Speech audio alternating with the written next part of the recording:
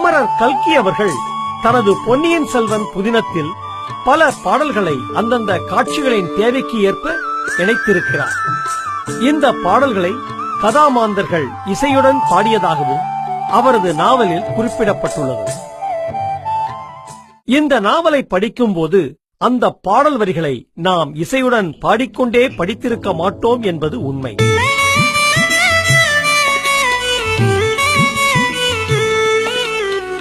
பலர் அந்த பாடல் வரிகளை படிக்காமலேயே அடுத்த பத்திக்கு சென்றிருப்பார்கள்.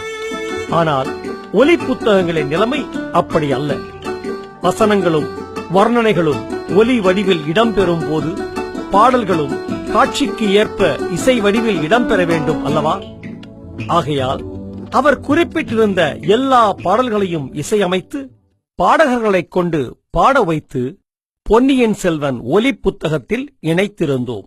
தற்போது அந்த புதினத்தில் இடம்பெற்ற சில பாடல்களை மட்டும் ஒரு தனி ஒலித்தகடாக கொண்டு வர விருப்பப்பட்டு பாடல் இடம்பெற்ற அத்தியாயம், எந்தெந்த காட்சியில் பாடப்பெற்றது என்ற விவரங்களுடன் வெளியிடுகிறோம். பாடல்களுக்கு முன்னும் பின்னும் இடம்பெறும் காட்சி வர்ணனைகள் பாடல்களுக்கு இன்னும் சுவை ஊட்டுகின்றன. கேட்டு ரசித்து மகிழுங்கள்.